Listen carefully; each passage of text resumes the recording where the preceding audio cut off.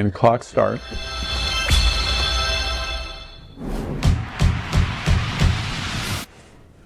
Well, good evening and welcome to Queer News Tonight. This is the world's first and only LGBTQ plus daily evening television news. We're broadcasting live and then we're available on demand. And we're available on all smart televisions, including Roku, Apple TV, Android TV, Amazon Fire TV, YouTube, and Facebook. It's time to queer up the news. It's Monday, May 8th, 2023, and we are live and literally out of the closet and into the headlines. So many of your important stories we're going to tell this evening on Queer News Tonight.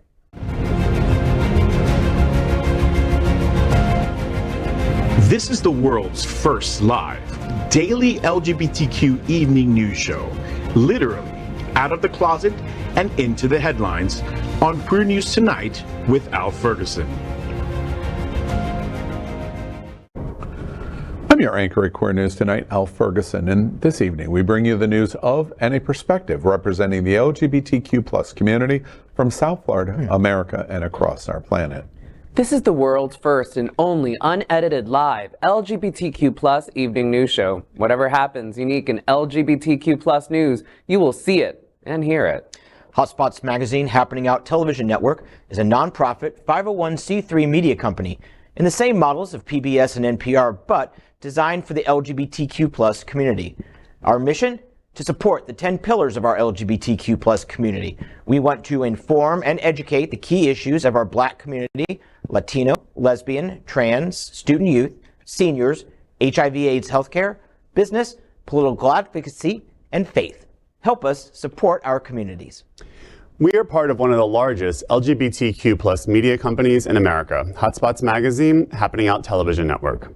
Our magazine is celebrating 38 years of the LGBTQ plus experience, and our television news, talk, and entertainment shows support our mission to educate the LGBTQ plus and broader community. Well, let's begin by welcoming anchor Dr. Julio Capo, Jr. Julio is a proud board member of the Stonewall National Museum and Archives in Fort Lauderdale, one of the largest LGBTQ plus archives in the United States, and a history professor at Florida International University. He is the author of the book Welcome to Fairyland, Queer Miami Before 1940, and an editor and contributor to the Made by History section of the Washington Post. And I have to say, you've never had a nicer shirt on. Julio. Thank you. Hi, Al. Just to give you what happened behind the scenes, I am not wearing the right kind of shirt. So a dear friend shared a shirt with me. So thank you, David, for allowing a good one. A cute shirt. Thank you, David. It's a very cute shirt. No baby. Let's welcome John Hayden, a journalist for 28 years. He now works for several outlets, including SFGN, as senior reporter and community editor, covering politics, entertainment, and local events directly impacting the LGBTQ plus community. John's interviewed everyone from presidents to Oscar winners and rah, rah, rah. He was on the Big Gay Cruise last week, and his body is still craving a cocktail at 9 a.m. and pizza at midnight. Whose isn't? Welcome, John. Oh, it was such a fun week. And it's, to be fair, I showed up first in this shirt, so bitch stole my look. I did. Ooh. Not on purpose. Let's welcome anchor Jeff Oliverio. Jeff is founder and treasurer of Hollywood LGBTQ plus Council and My Hollywood Pride, which recently held their second annual event in downtown Hollywood. Jeff is returning as co-chair for the upcoming 2023 National LGBTQ Task Force Gala this October. The task force has given back more than $3.3 million to the LGBTQ community and organizations in South Florida. Good evening, Jeff. How you doing? Good evening. I'm happy to be part of the Blue Shirt crew tonight. Yes. So happy I got the memo that no one gave me. Let's welcome anchor Gregg Shapiro, an inductee into the Chicago LGBT Hall of Fame. Gregg is the author of 9 books, including the forthcoming Refrain in Light, an entertainment journalist whose celebrity interviews and music reviews run in a variety of regional LGBTQ+ and mainstream publications and websites. His movie review column called Screensaver can be found in SFGN, San Francisco's Bay Area reporter, RottenTomatoes.com, and more. Good evening, Gregg. Thanks for making me sound groovy. We are the reporters for Queer News Tonight, and this evening, we begin with the queer headlines. The LGBTQ plus community in South Florida and across America is diverse. Our community across the world is vast. And here are the bullet points of the Queer News for today, Monday, May 8th. Have a Coke Day. Oh. Already did. And spill. And spill. Yum. Don't Does it burp. really have a Coke Day? It's Have a Coke Day. Wow. You know, have a Coke Day in Colombia is much different. That means something else, I think. Greg is depending on- really scraping the bottom of the barrel of days. All right. Well, first, let's queer up politics. Equality Florida's Joe Saunders will run against gay Fabian Basabe for Miami Beach State House seat. The first LGBTQ plus lawmaker ever sworn into the Florida legislature could soon make a return to the State House. Former Representative Joe Saunders announced he will run for the Florida House District 106. More than a decade after becoming one of Florida's first openly gay lawmakers, Saunders sees a greater need to return to Tallahassee. Calling the Florida legislature out of balance with the state's moderate mindset, he called out lawmakers who bow down to Governor Ron DeSantis. The former lawmaker is currently the senior political director of the LGBTQ plus rights group Equality Florida. Saunders needs a seat in the legislature before taking on DeSantis head on. First, he's challenging Florida's state representative Fabian Basabe, a Republican elected last year by just a 242 vote margin. When running for office, he spoke at the LGBTQ plus Democratic caucus, saying, quote, "I am a Republican and I am a gay candidate running for office in Miami Beach," end quote. While Basabe ran as a moderate and won during a year when the Republicans overperformed at the ballot box, he has since faced calls for his resignation from LGBTQ plus leaders in South Beach. That is because in the legislature, he has supported an array of socially conservative bills, including a book ban and a bill dropping Florida's concealed carry permit to bring guns into public spaces. At a recent Miami Beach Pride event, thousands chanted "Resign" at the Republican lawmaker.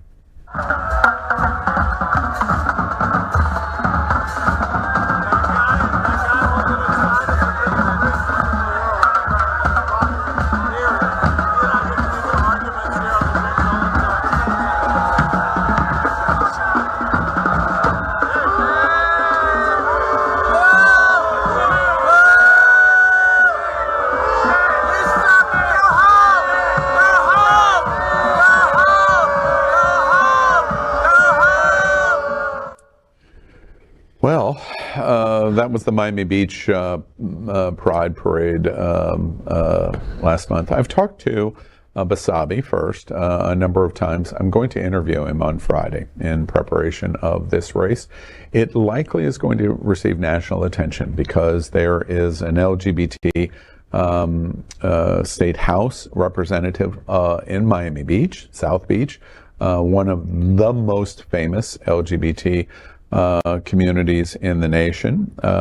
Controversial. Basabe is controversial for his votes. He's a member of the GOP. The interview should be very interesting. And in total disclosure, you'll get a fair chance here at Queer News Tonight to talk about the issues. Joe Saunders, in full disclosure, I've known a long time, went to the same school that he did, different times, clearly, at the University of Central Florida, and history and historic coming out of UCF to be the first queer state legislator in Florida. Because it's two LGBT candidates in Florida, in the political nature of what 2024 will be as a presidential election and a Rick Scott Senate seat election in Florida, this race is going to make national attention. It's going to have national and international attention. Well, I don't want to get out over our skis, but remember, he still has to run through the primary, and nobody else has announced for that district seat in the Democratic Party, but there could still be, he is not necessarily going to face Basabe. Joe Saunders is not necessarily going to face Basabe in the general election. So, we have to keep an eye on that race. But first he has to get through August to do that. Now, he sat down for an interview with one of my colleagues and one of the best reporters ever in South Florida, Jim DeFede at CBS4. And he sat down, I watched that interview, and he did a great job interviewing Basabe. But Basabe did more waffling than you would see at an International House of Pancakes. I mean, my God, he was just trying so hard not to say anything. And then he said, when pressed on the 6-week abortion bill ban, he wouldn't answer, and he said, this is Basabe, said, I'll answer during the vote when I speak on the floor. And you know what he did? He walked out of the chamber and did not vote. So when he said, Miami Beach is finally going to have a representative that will be listened to, because he's Republican, that will be listened to in Tallahassee, he shut up and he walked out. He's a terrible representative for the district. He doesn't know his district, and he really rode on a Republican wave, and people just sort of remembering him from when he was this so gay socialite hitting up the bars, Twist and Score back when it was still over on Lincoln Road. He's irrelevant, and he's a menace to our society. Well said. I agree. That is and I don't care who he sleeps with. I don't care if he identifies as gay. If you're voting against people of color, if you're voting against drag queens, if you're voting against trans people and people who are marginalized, you're not representing me. You're not representing us and what I stand for and what we look. That is, it's secondary and tertiary in this way, and that's important. It concerns me, whoever is going to take him on, because this is a new district. So to say that, it was a close race last time, it was a close race in what is a new district. The demographics, I think Michael Gongora was here once, and I asked him, I said, are you worried about Miami Beach before the election? And he kind of scoffed it off of saying, well, we're very blue, and that's the city of Miami Beach, not the district that he'll be representing. This is a new Miami. The people that are moving here and the district, if you follow where it goes, it's not Miami Beach. It goes all the way to, I believe, to Sunny Isles. Trumpland. Yes. So to assume that this, because it was previously and it was a close election, that's because the demographics are also changing. Right. So I think Joe Saunders is an amazing candidate, but Fabian has very well-connected connections in Miami Beach. So it is going to be a very expensive race. So if we, protesting at pride parades is great, but guess what we need to do? We need to raise money, we need to knock on doors, and we need to get active. Booing at pride parades does not change elections, in my opinion. Yep. Well, and if he does run, equality Florida's loss could potentially be Florida itself's gain. Well said. I'm curious, Jeff, to your point, chairman of the National Dinner for the National Task Force. You know Saunders very well. To your point, we hear the chiding almost in terms of chanting at a Miami Beach Pride Parade means absolutely nothing. The booing at the Pride Parade, what's your first thoughts in terms of what's going to happen on this race? Is it going to galvanize community to get out for this state house race, or won't it? Well, I also think, remember, our LGBTQ community, like the residents of Miami Beach, have changed. So with the people that can vote in this race versus the people that frequent Miami Beach are two different entities in general. We're not talking about Wilton Manors, where we have a gay community and gay people live here. We're talking about Miami Beach, where people dip in for events or clubs or bars or nightclubs or restaurants, but then they live in Wynwood or Hialeah or wherever else. This is not the same Miami Beach. So I hope that we are organized, but it's going to be a very, very expensive race. What do you think about in relation to this race? And one of the reasons that I think it's going to make national attention is the LGBTQ community frequently forgets that the community is not completely progressive. Some estimates in 2016 vote in LGBT for Donald Trump at the time, before of becoming president, may have been as high as 27%. And as a result, you can't dismiss 27% of our community that says, no, that's what we want. And if 27% of the LGBTQ community, assuming the demographics that you're talking about in that district come out, Fabian Basabe is in a stronger position than many of those with the tea leaves and the crystal ball may be aware of. What do y'all think about that? I mean, I think you're right that we can't just dismiss. Of course, no one wants to dismiss any perspective, right? But that is, if the perspective really is just representing a very small niche of what the LGBTQ community looks like, and largely leaning white, male, middle class, cisgender, right, all these kinds of things, upwardly mobile, that's not what necessarily the community looks like. So that is like, it's not just about what this is good for you and your friends and your networks, but rather what actually looks good for the majority of the people who are also in your constituency and actually are supporting you. And if that's not the thing, you vote them out, right? Like, I mean, if that doesn't reflect the reality of the situation, you find ways to remove them from office, right? Like, you don't reelect them. And you make sure that they know they're not welcome in our space. I know you said that booing doesn't change elections. You're correct, but it could affect future elections. I mean, this video I've seen not just on our, I mean, it was put up by, I want to say someone from Equality Florida, but it was put up from the parade and it was booed. And I've seen it multiple times on multiple different channels.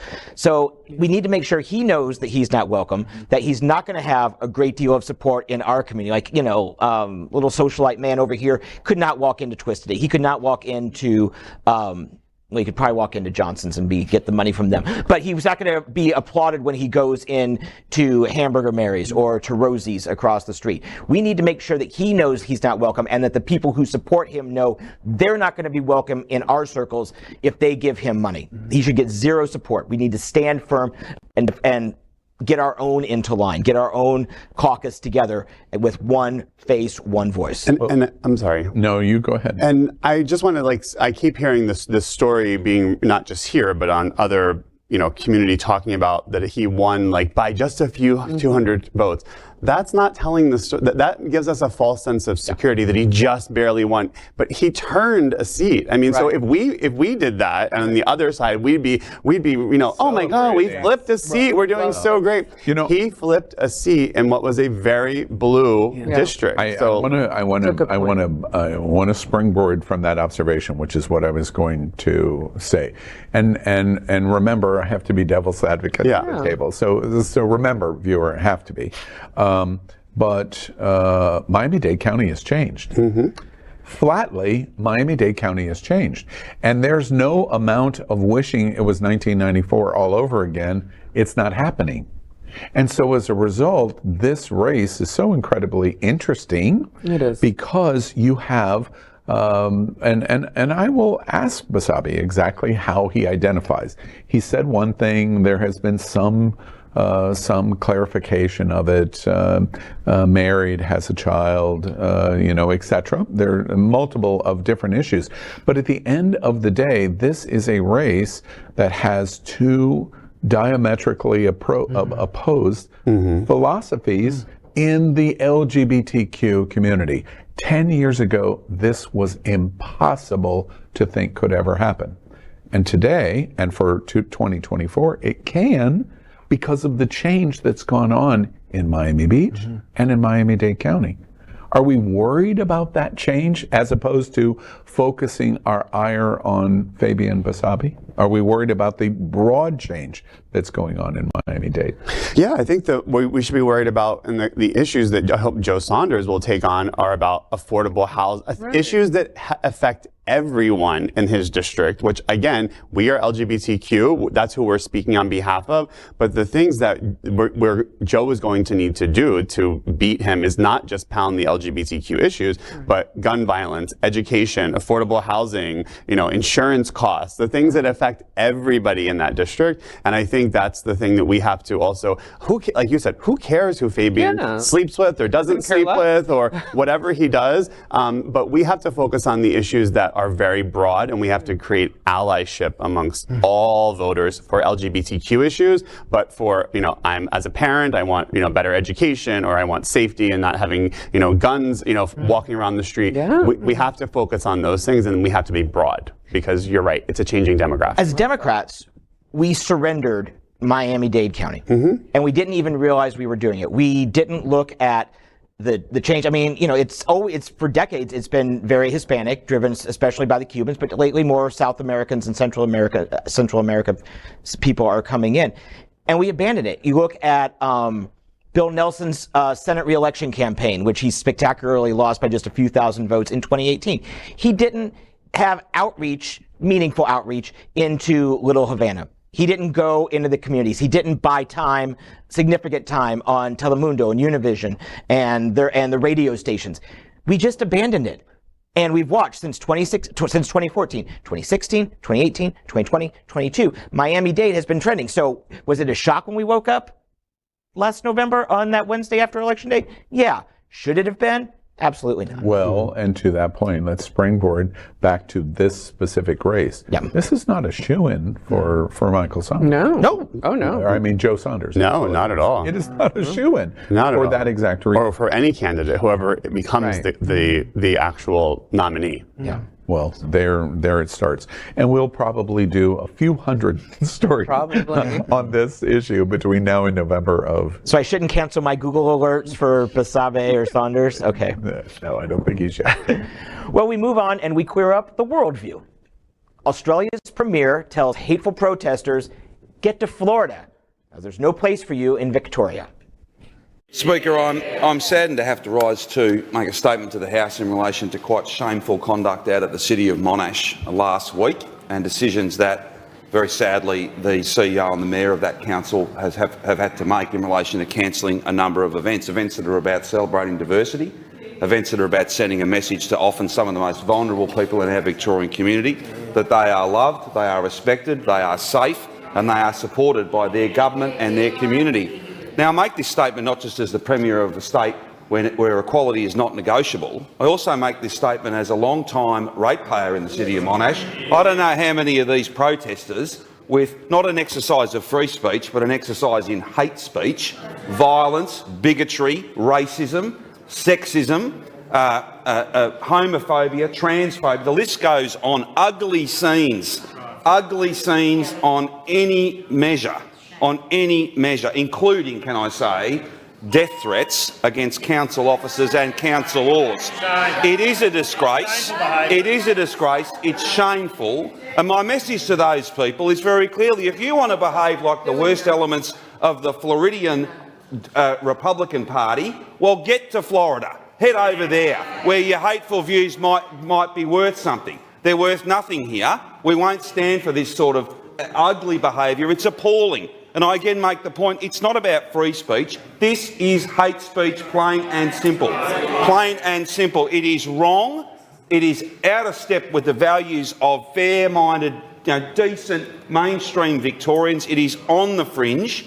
But enough about those people. Let's send the clearest message, Speaker, that equality is not negotiable, and despite the carry-on and the shameful behaviour of a small few, this government and this community remains committed to every single Victorian, no matter who they are or who they love. Dan Andrews, Premier of Victoria, Australia, which is essentially like what we would call a governor in America, told hateful protesters to get to Florida after a drag event was cancelled due to repeated threats. Speaking to Victoria's Parliament, Andrews condemned the shameful conduct of right-wing protesters who threatened a drag storytime event at a public library in Melbourne. The local city council said the Oakley Library would no longer go ahead amid threats of violence against the performer, library staff, councillors, and the families of attendees. Andrews slammed the anti-LGBTQ+ protests and threats as appalling, saying that Australians, quote, won't stand for that ugly behavior, end quote. Florida has been a hotbed amid a growing pushback against LGBTQ+ rights in the U.S., with lawmakers in the state championing legislation attacking friendly family drag performances, LGBTQ+ education in schools, and gender-affirming healthcare for trans people. Andrews said similar moves to attack LGBTQ+ people in Australia are not about free speech, they are about hate speech. Plain and simple. On Twitter, Andrews said, quote, the Americanization of Australian politics has no place in here, and that the anti-LGBTQ protesters' hateful views don't either, end quote. And well said. I mean, my gosh, that there is a legislative leader standing up when he doesn't have to, and standing up and saying, this won't be here. The sad part about that story is Florida is no longer a punchline. A punchline finds a little bit of humor or a silver lining like Florida Man. That's a punchline. This is not. This is basically everyone in the world, because Australia is, front and center in Western social democracies, saying, we see Florida, you are a terrible place, and this is where we want to send our hateful people because they'll fit in better with you than they will in the land down under. Yeah, you're in trouble when a former penal colony realizes that you are no longer a punchline and you're just an insult. That's really bad. Yeah. I was a visiting scholar at the University of Sydney in Australia for about 6 months in 2017. So it was just right after Trump got elected. And there were so many folks there that I got to know really, really well. And all they wanted to do was talk about Trump. Like that is like the kind of rise of Trump in particular. It was they had such a difficult time understanding what was going on in American politics. And I mean, truth be told, so did I, right? Like that is, I was like, I don't know. Like, I don't know what's going on. One of my dear friends who I met there actually is coming to visit in a few weeks, and he was like, should I go to Florida? And we had that discussion about what that means. Like that is like this is not anomalous. It's not specific to Australia. The whole idea of, and I'm grateful for the premier for saying what needs to be said. I mean, I agree he didn't have to say that, and he went on a limb and said that. Like, I would also just, the Americanization of, I mean, that's U.S. empire. The United States and Florida in particular has so much influence on shaping so many different countries' worldview, from Australia to Cuba to Haiti to so on and so. Like that is, we can't imagine that what happens locally is felt globally. It's never kind of minimized or localized. It's enormous and horrifying at the same time.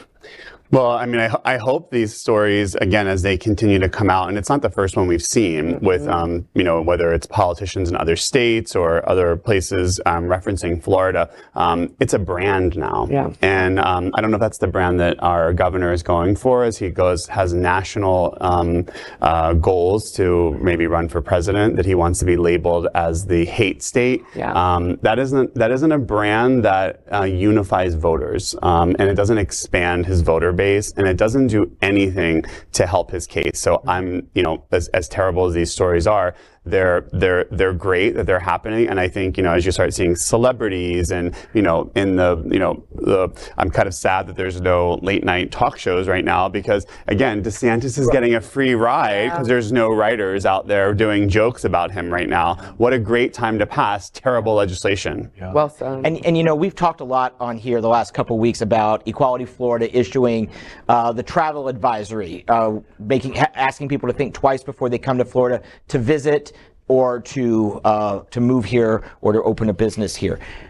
Equality Florida is not the only one saying it. There are other countries that with their equivalent of our State Department that are saying, think twice about going to the United States, right. And some of them list Florida. Australia's takes a little bit of a lighter touch, but there are certainly countries, and there was a great article this weekend, I think it was in Politico, I want to say like Britain or Ireland are a couple of them, and several other Western nations that say, don't go to U.S., not only for gay rights, but also for our gun violence and our other social policies. So, I mean, Florida's just leading the pack in a very, very bad way. If other states and the world makes decisions to bypass Florida in tourism, it will be catastrophic for Florida. And the people that are going to be the most hurt are the ones that are the greatest supporters of the LGBTQ community in Florida. You know who doesn't care about what the Australian Victorian state premier says? Erdogan. I know. And Bolsonaro and Putin and the president of Hungary. They don't care what these people say because they're authoritarian. Right. And that's what all of these people have in common. It is beginning to have world reaction. This should be we laugh of the Americanization. It should frighten us because Britain today, the King Charles's coronation is just a few days ago. And the number one topic out of coronation in terms of protest around the world is, wait, this is what the United Kingdom brought to the world through colonization. And they raped the world in terms of its resources, and they created slavery in the world. It's first and foremost pegged on the United Kingdom. Now, whether that's fair or not, colonialism is a concept that flows directly out of British Empire. When you hear that dog whistle of Americanization of hate, they're blowing a dog whistle like colonialism from Britain. And it's been 200 years, and Britain is still suffering from the actions of the colonial society that they had. This is not a sustainable attitude of America in the world, too. I agree with Julio of we are revered in the world because of what America has represented. Oftentimes very bad, but at the same time as a vision in terms of the democratic principles that we want. And this is beginning to eat away at it. It's a dangerous time. Next, let's queer up the worldview. Cuba loudly supports LGBTQ+ with more than 700 same-sex marriages. More than 700 same-sex marriages have been celebrated in Cuba since the family code was approved in a referendum last year. The figure was confirmed last week by the National Center for Sex Education at the opening of the Cuban Days Against Homophobia and Transphobia, which will take place on the island until May 20th. In total, in the 6 months since the approval of the code and the end of March, 745 marriages were performed, 462 of them between men and 283 between women, while 35 effective de facto unions between people of the same sex were also formalized. This and other advances of the LGBTQ+ community in Cuba that is covered by the new legislation will be celebrated during the 16th edition of these days, taking place under the motto, "For all families, love is law." The entry into force of what the family code has enforced was endorsed at the polls with 66.85% of the votes. The Cuban Days Against Homophobia and Transphobia began to be officially held in Cuba in 2008. It's organized by Cinesex. They are celebrated around May 17th, a day established by the United Nations as International Day Against Homophobia, Transphobia, and Biphobia. So this is a complicated story for a number of reasons, I think, because talking about authoritarianism, right? So we got to unpack a lot here. And I always want to I want to talk about this in layers in some ways, right? That is, La Jornada contra la Homofobia is an important step forward since the 2008, and there's been, and Cinesex even long before that, decades long before that. That is, in many ways, right, Cuba had understood that in order to move forward with things like, I mean, historically, Cuba after 1959 and before that too, but certainly after 1959, hardened its homophobic policies, just in general, right? Like it was a homophobic state, right? It for in a number of different ways. It had a lot of work to do to repair some of that work and counter that. It's moved in some steps in this way, but it still remains so largely operated by the state-controlled movement of what LGBTQ+ looks like. The idea that this was in a referendum is a really big step forward. And we're seeing, I mean, people have kind of questioned what that looks like and what that means, and we could talk about it as a group. But it would be really great to also imagine other forms of LGBTQ+ liberation in Cuba that aren't operating under the state, that aren't operating under state control. And this is one of those really complicated topics that you have to kind of almost peel as, I mean, like anything else really, but I don't want to, but also those numbers are really encouraging, right? That is, I don't want to diminish also what that might mean for someone who's LGBTQ+, right, in Cuba. I'm curious, Julio, you're representing, de facto, representing the a Spanish-speaking community in LGBT here in South Florida. Do you think most Spanish-speaking LGBT would celebrate this news, or it's just rejected because we reject Cuba? I'm not sure. I think, I think the Latino community looks a lot of different ways, just like the LGBTQ plus community looks a lot of different ways. I think that there's a lot here to look at from a really encouraging point of view, and a lot of things here to be really mindful and critical of, right? Like that is, I think we have to be really mindful of also what statistics look like when it's produced by the state government. I think we have to be mindful of how they're produced, how they're couched, how they're kind of promoted. One of the going back to our conversation in our last segment about empire, so much of Cuba's relationship to LGBTQ progress and advancement has often been vis-a-vis the United States, right? That is like, they started talking about same-sex marriage just when George W. Bush said, let's pass a constitutional amendment to ban it, right? Like, let's look more democratic than the United States. So much of the relationship between LGBTQ plus reality has been vis-a-vis the United States, and not alone, right? Also, what that looks like in Russia, what that looks like in Spain, what that looks like in Argentina. So, like, it's hard to kind of just put this in a context of like some national. Is it possible for LGBT South Florida to take the victory regardless of how they got there? I think all things are possible. Yeah. When you compare Cuba's positioning of by all intensive ways, we reported on this vote on the island extensively. You can compare and contrast them to what Mississippi and Arkansas would like to do. And arguably, in the area of LGBT rights, Cuba is more populist than Mississippi or Arkansas. Then in the Caribbean, when you compare and contrast it to Jamaica or Grand Cayman, for example, or other Caribbean islands, the colonialism that caused so much homophobia in the Caribbean was based on the expansion of colonialism from the United Kingdom. Mm-hmm. They seem to be, at least on this subject, doing better than many of their peers. I mean, it depends on what better means, right? And there's still a lot of what that means. So is marriage better? For whom? For you? Well. But you don't speak for everyone. Yeah. Okay. I mean, but that is like, for some people, marriage may not be better. For some single families, that may not be the kind of original, like that is, it would depend, right? Like that is, I don't want to speak for anyone or for everyone, but that is that people do have nuanced experiences and nuanced realities. And but I do want to follow the thread that you said, and I feel like I just attacked you. I don't mean to attack you, Al. You look like you just cowered. I didn't mean to.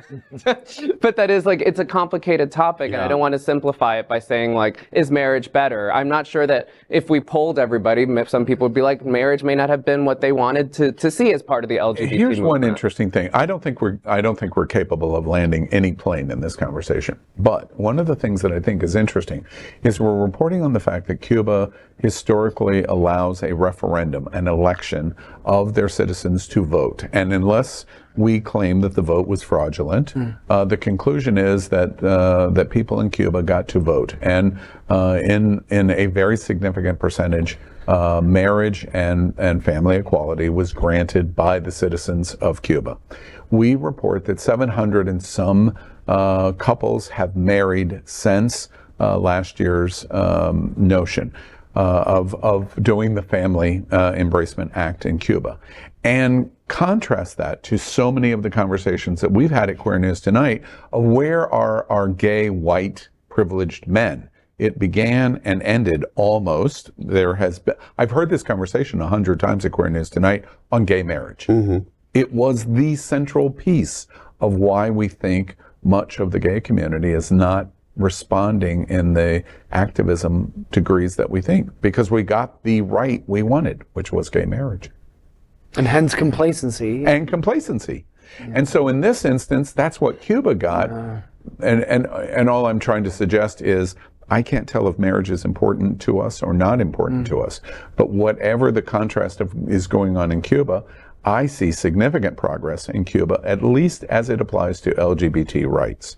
And then I see significant apathy in America, in Miami Beach and Miami-Dade County, and what is going on in Florida, and a lot of the apathy is in our own community. Obviously, I don't know the rhetoric that's happening inside of Cuba and from the government perspective, but I think we become very complacent here because we think that we are the bastion of freedom. And when we hear that somebody else has, you know, again, what Cuba could also be doing is saying we're acknowledging a legal contract of marriage, right, between whoever it is, and we're not going to get involved in your bedroom. In the United States, we've said, oh, everyone can get married, except we're going to call you a pedophile. We're going to call you a pedophile, and we're going to call you someone who's trying to turn everybody into transgender people.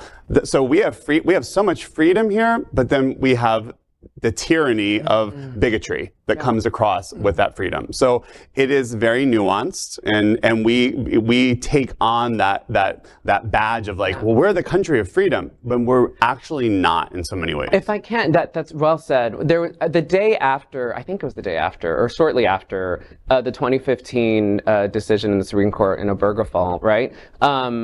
There was a cartoon, I want to say it was in the Jamaica Observer, it was a Jamaican newspaper, of this kind of like, it was like someone kind of like creating like a house or something to protect Jamaica from the storm that was going to be same-sex marriage that was going to essentially enforce itself onto the Caribbean and parts. And it's a really powerful image because that is, while some people might view marriage as a form of liberation, for others it's imperialism. For others, it's a form of colonialism. Like, you know what's best, so let's make sure that we bring the savior complex of what what liberation might look like for you. And I'm not saying that that's what you agree with or anyone agrees with, right? But that is, in this way, the referendum is a form of people voicing their wants, right, their needs, and this is really important. We listen to them and we let the people decide what it is that liberation for LGBTQ people in Cuba looks like, right? I imagine it looks like liberation in against authoritarianism, right? Like that there's other forms that might be more significant than marriage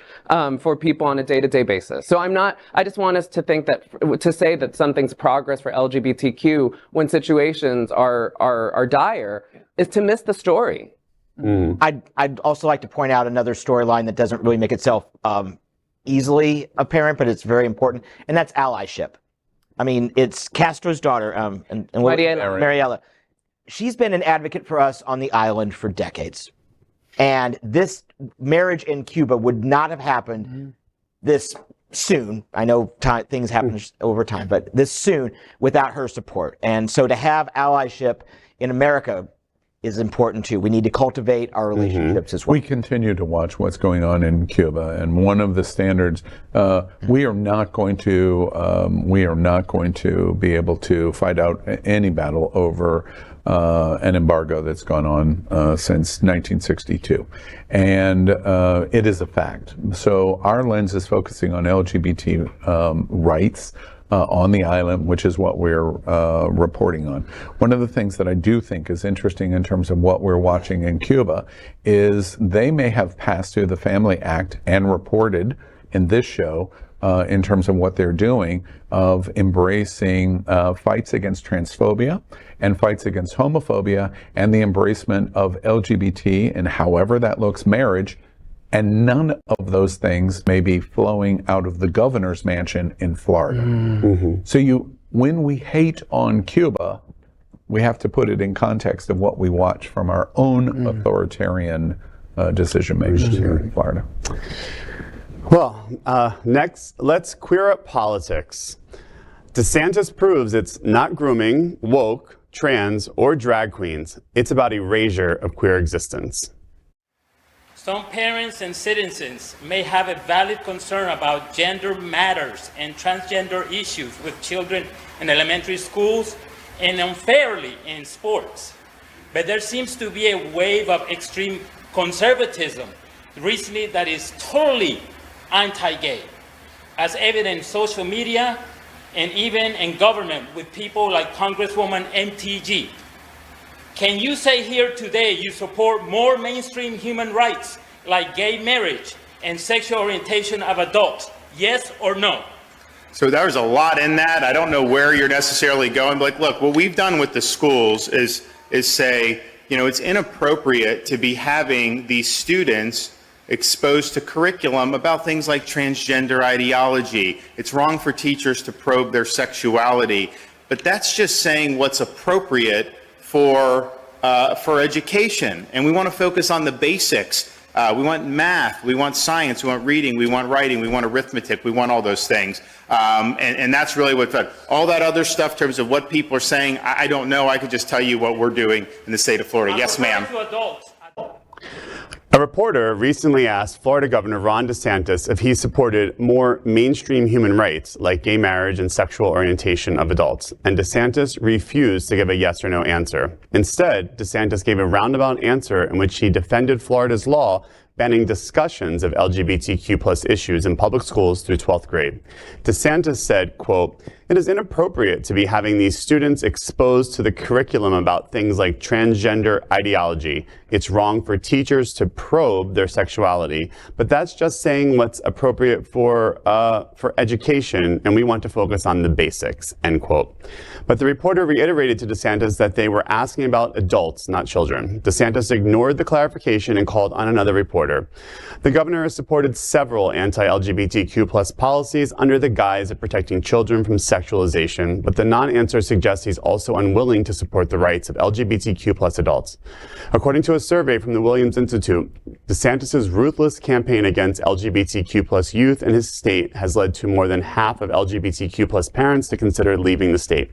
The survey found that LGBTQ plus families feel less safe after the Don't Say Gay law's passage and DeSantis' numerous attacks. DeSantis again talking about education when Florida is failing education of children on the basics, as he referred to, which would be reading, writing, and arithmetic. We have the biggest fall off from 4th to 8th grade of, I believe, any state in the country. There's a story in the Tampa Bay Times that ranks all of the states, and Florida is the worst. So we have the worst loss of education. Although when this study came out in 2022, DeSantis touted his success of education by keeping schools open because our ranking in 4th grade was I guess on the higher end. But we have the biggest fall off from 4th to 8th grade. So parents, voters, LGBTQ plus people, DeSantis doesn't care about education. He cares about erasing LGBTQ Jeff, people. before we jump into that and other conversations, I'm curious from your seat. So you're talking about the gaslighting thing that we've talked about over and over again, sleight of hand, misdirection. I'm talking about protect our kids, but we're harming our kids. Why is the narrative why is he getting away with it? The point of we're falling off the worst in the nation, 4th through 8th grade. So why is he looked at as such a champion for children then? I mean, he got out in front of this story very early on, and he's created this, he basically is the creator of this parental rights in education. I mean, it picked up, it helped get the governor elected in Virginia, who kind of picked up on this, parental rights thing. So the parental rights is really Terry McAuliffe. Yes, because of it. Yes. So it's a very good marketing campaign. It's a great slogan, parental rights.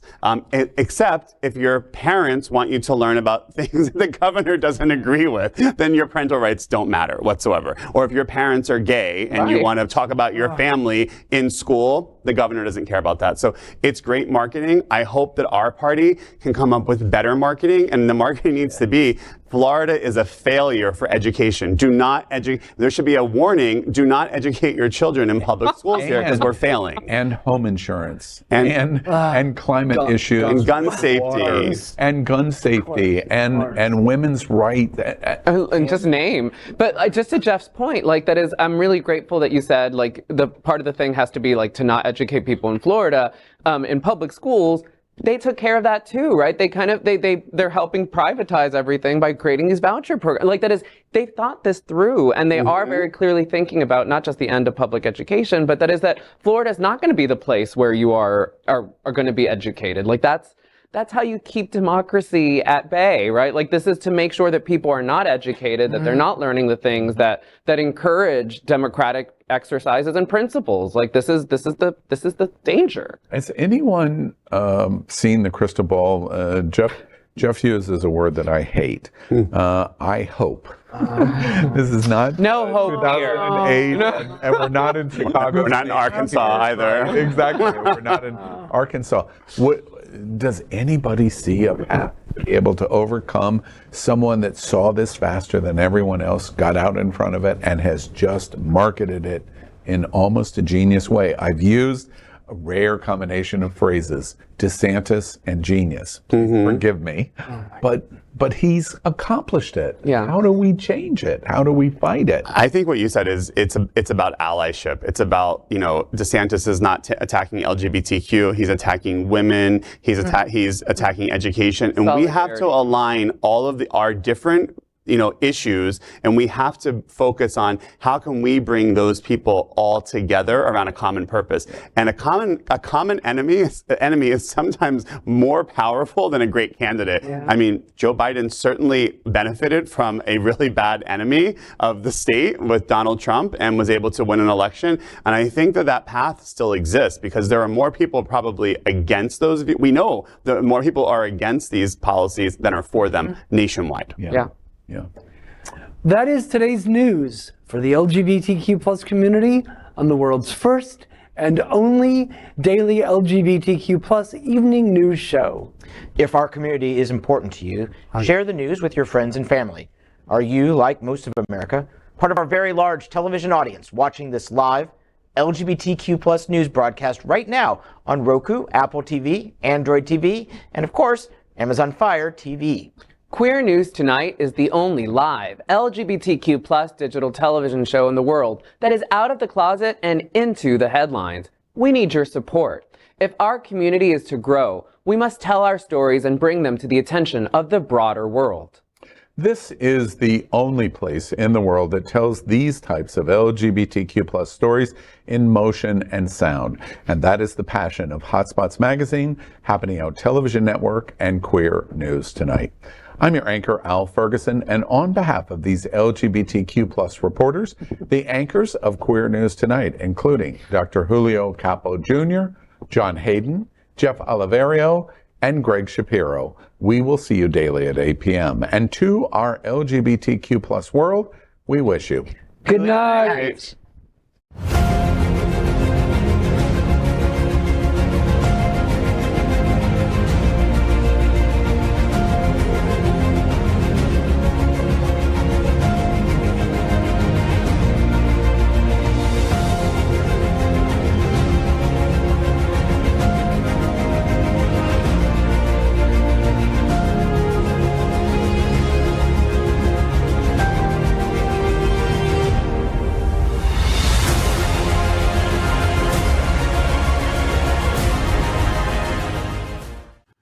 LGBTQ plus news is vital for our community and for the broader world as a whole.